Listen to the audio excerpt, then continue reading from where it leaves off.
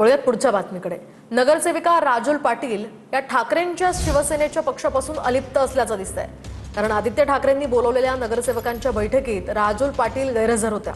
मुंबई महापालिकेच्या सभागृहाच्या बाहेर झालेल्या आंदोलनापासून सुद्धा राजुल पाटील अलिप्त होत्या। दरम्यान वडील संजय दिना पाटलांच्या बंडखोरीनंतर ठाकरेंसोबत राहण्याची राजुल पाटील यांनी भूमिका घेतली होती।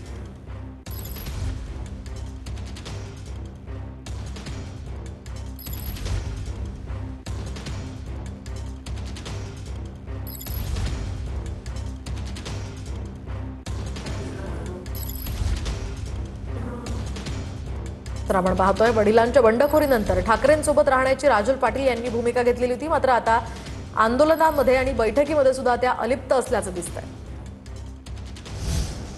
आणखी एक महत्त्वाची बातमी, भाजप युवा मोर्चाच्या पुणे जिल्हाध्यक्षांच्या गाडीवर हल्ला करण्यात आलाय। वैभव सोलनकरांच्या गाडीवर अज्ञातांनी दगडफेक केली आहे। एका हल्लेखोराच्या हातात कोयता असल्याचा वैभव सोलनकरांनी दावा केलाय। दरम्यान पोलिसांकडून या हल्लेखोरांचा आता शोध सुरू आहे।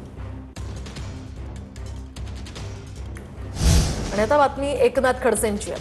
अमित शहांनी मला फोन करून दिल्लीला बोलावलं होतं। शहांनी भाजप जॉईन करण्यास सांगितलं असा गौप्यस्फोट खडसेंनी केलाय।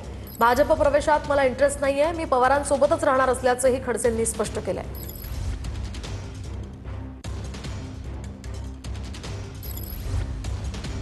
मी गेलो होतो त्यावेळेस मी गेलो म्हणजे मी स्वतःहून गेलो नव्हतो। माननीय अमित शहा यांनी मला फोन केला होता।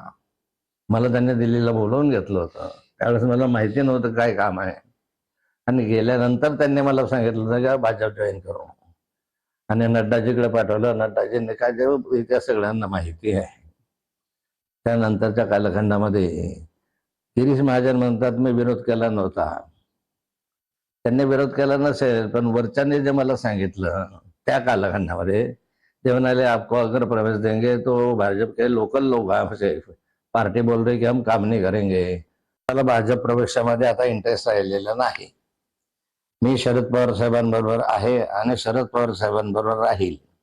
भाजप प्रवेशासाठी माझे काही कार्यकर्ते इच्छुक आहेत हे मी मान्य करणार नाही आणि त्या कार्यकर्त्याची इच्छा आहे बऱ्याच जणांची की आपण आता भाजपकडे गेलो पाहिजे।